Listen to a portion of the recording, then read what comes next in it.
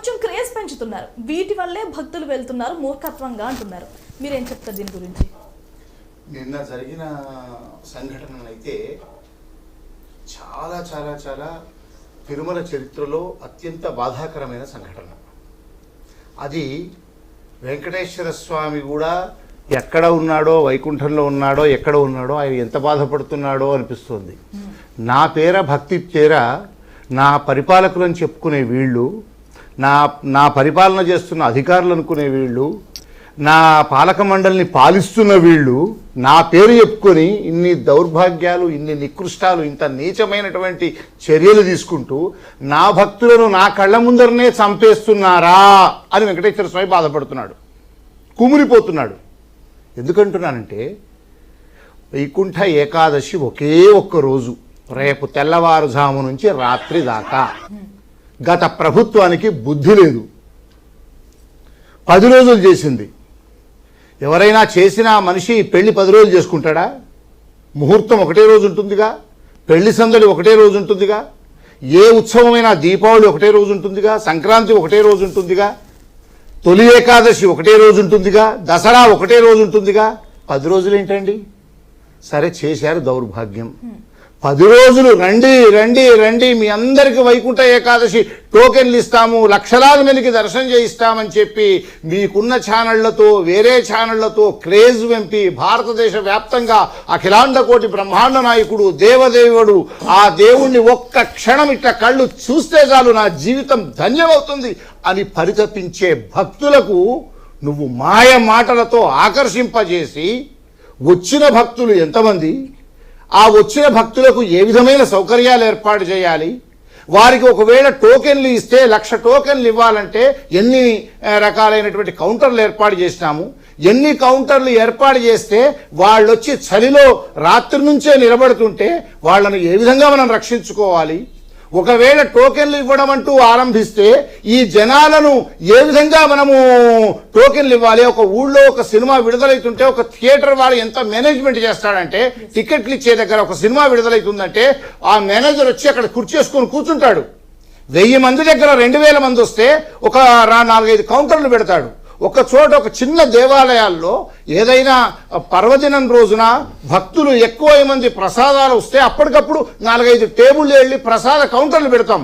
మీ ఇంట్లోనో మా ఇంట్లోనో పెండ్లైతే 500 మంది ఎక్స్పెక్ట్ చేస్తే 1000 మంది భోజనాలకు వస్తే ఆ క్యాటరర్తోనో ఇంకెవరితోనో మాట్లాడి ఇంకో 4 టేబుల్ వేసి ఓ చోట అన్నము, సాంబారు, రైసు, ఎక్స్ట్రా కౌంటర్లు పెట్టి వాళ్ళకి సౌకర్యాలు తీసుకుంటాం. ఈ మాత్రం బుద్ధి లేదా? తిరుపతి అనేది ప్రపంచ ప్రసిద్ధిగాంచినటువంటి నగరం. వాళ్లకు బెటాలియన్స్ పోలీసు ఉన్నారు, స్పెషల్ ప్రొటెక్షన్ ఫోర్స్ ఉన్నారు, రెగ్యులర్ తిరుపతి నగర పోలీసులు ఉన్నారు, విజిలెన్స్ అండ్ సెక్యూరిటీ ఆఫీసర్లు ఉన్నారు.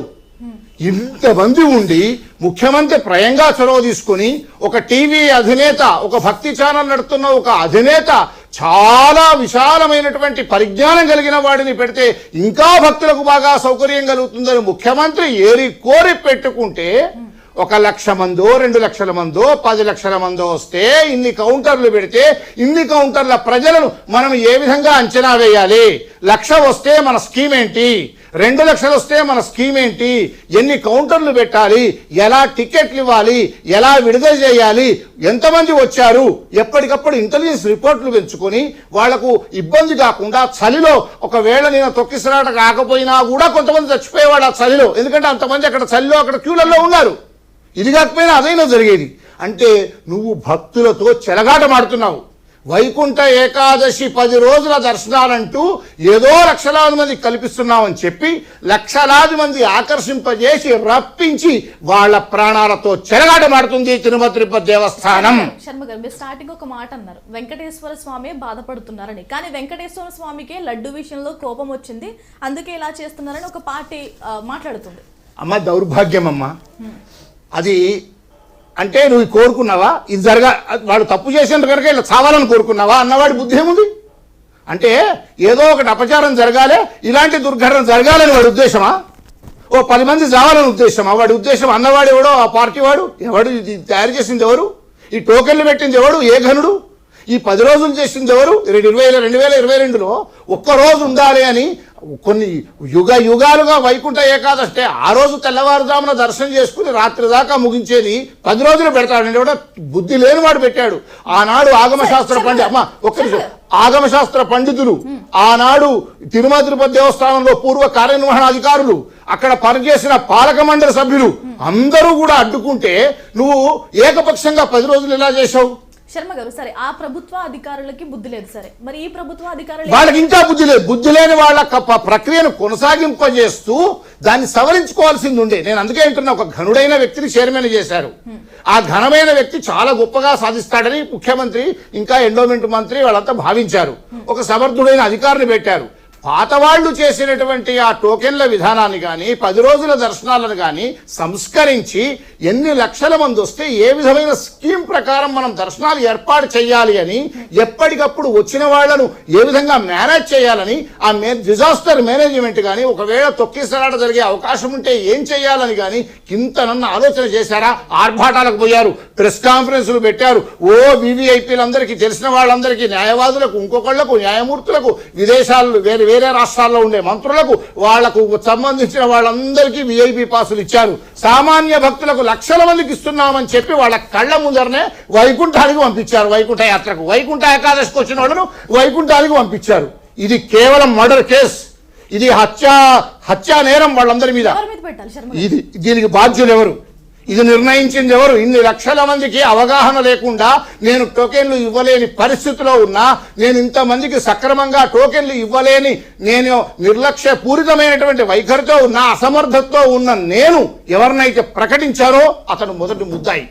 అది చైర్మనా, పాలక మండలి చైర్మనా, ఈవోనా, జేఈఓనా, చీఫ్ విజిలెన్స్ అండ్ సెక్యూరిటీ ఆఫీసరా, దేవాదాయ శాఖ మంత్రి. తర్వాత ఈ నిర్ణయం తీసుకున్నాడు చూడు, రాత్రి నుంచి పొద్దుటి దాకా మీరు క్యూలలో ఉండండి, తెల్లవారి మీకు టోకెన్లు ఇస్తాం, ఇన్ని కౌంటర్లు పెట్టాం, ఇన్ని లక్షల మందికి నిర్ణయం తీసుకున్నాడు చూడు అసమర్థుడు.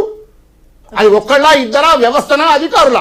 వీళ్ళందరినీ హత్య నేరం కింద, భారత న్యాయ సంహిత హత్యా నేరం కింద వీళ్ళందరినీ బుక్ చేసి ఒక్కసారి లోపలేస్తే మళ్ళీ తిరుమల తిరుపతి దేవస్థానంలో ఇలాంటి దుర్మార్గ సంఘటన జరుగు. ఒక సంఘటన గుర్తుకు తెచ్చుకోవాలి.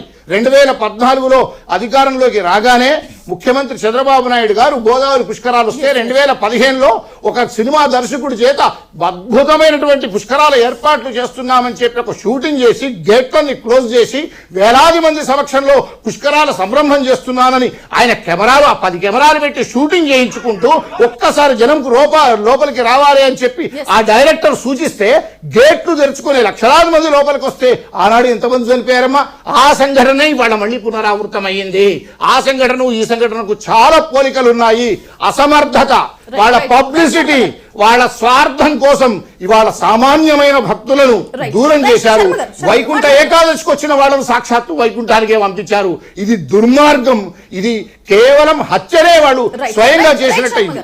శ్రీనివాసరావు గారు, మనం చూస్తే మోదీ సభకు వెళ్ళారు పోలీసులు, అక్కడ డిప్లాయ్ చేసినంత కూడా ఇక్కడ డిప్లాయ్ చేయలేదు. అధికారులు ఏం చెప్తున్నారంటే సఫిషియెంట్గా ఉంది పోలీస్ వ్యవస్థ, సరిపోయినంత ఉంది అని. కానీ మచ్చుకు కూడా కనిపించట్లేదు, ఒకరిద్దరు అధికారులు తప్ప. ఇప్పుడు శర్మ గారు చెప్పింది ఆవేదనతోటి వారు చాలా బాగా చెప్పినారు. మీరు వాణి గారు చెప్పింది కానీ, సోని గారు చెప్పింది కానీ, అందరి అభిప్రాయాల్లో ఆవేదన, ఇబ్బంది, జరిగినటువంటి చనిపోయినటువంటి వాళ్లకు మీద ఉన్న వాళ్ళ మీద సానుభూతి, జరిగిన సంఘటన మీద బాధ ఉన్నది. మేనేజ్మెంట్ లోపము, పోలీస్ మేనేజ్మెంట్ లోపమే కానివ్వండి, ఇప్పుడు వారు శర్మ గారు చెప్పిన విషయంతో నేను ఏకీభవిస్తున్నా. ఈ నిర్ణయం తీసుకున్న వాళ్ళందరూ కూడా బాధ్యులు. ఎవరైతే టోకెన్లు ఆఫ్లైన్లో క్యూలో ఉండి ఇవ్వాలని నిర్ణయం తీసుకున్నారో ఈ ఘటన జరగడానికి బాధ్యులు వాళ్లే చేయాలి. న్యాయపరంగా ఉన్నటువంటి దానికి ఎసరుబాటు ఎట్లా ఉందో దానికి అనుకూలంగా నిర్ణయం చేసిన వాళ్ళందరూ కూడా బాధ్యులే. అది పాలక మండలి తీసుకుందా, లేకపోతే ఒక ఎగ్జిక్యూటివ్ ఆఫీసర్ తీసుకున్నాడా, ఇంకోటి తీసుకున్నా, దానికి వాళ్ళు ఖచ్చితంగా వాళ్ళు ఎందుకంటే ఆ జరిగిన సంఘటనకు బాధ్యులు వాళ్ళు. పోలీస్ వ్యవస్థను కంట్రోల్లో ఉంచడం అంటే వాళ్ళు నార్మల్గా ఉండే సెక్యూరిటీ కనబడుతుంది అక్కడ. స్పెసిఫిక్గా ఏమి దీనికోసం స్పెసిఫిక్ మెజర్మెంట్స్ తీసుకున్నట్టు ఎక్కడ కూడా లేదు. వాళ్ళు ఇచ్చినటువంటి స్టెప్స్లో, వాళ్ళు ఇచ్చిన స్టేట్మెంట్లో కూడా ఇంత మేము ఎక్సెస్ స్టాఫ్ను పెట్టినాము, ఇది చేసినాము, ఈ విధంగా నియంత్రించినాము అనేటువంటిది లేదు. ప్రధానమైన అంశం వాళ్ళు అక్కడ ఉదయం నుంచి సాయంత్రం వరకు లైన్లో ఉండి టోకెన్లు తీసుకోమని చెప్పడం, ప్రాథమికంగా తప్పండి. ఎవరు చేసినా దాని చాలా పొరపాటు. ఉదయం నుంచి రాత్రి వరకు ఇంత ఆన్లైన్ సిస్టమ్ ఉన్న టైంలో దాన్ని ఎంకరేజ్ చేయడం కరెక్ట్ కానే కాదు. వారన్న అంశంలో శర్మ గారు అన్నటువంటి అంశంలో ఇంకొక అంశాన్ని నేను చెప్తున్నా. 10 రోజులు దర్శనం పెట్టడం వైకుంఠ ఏకాదశి ఇది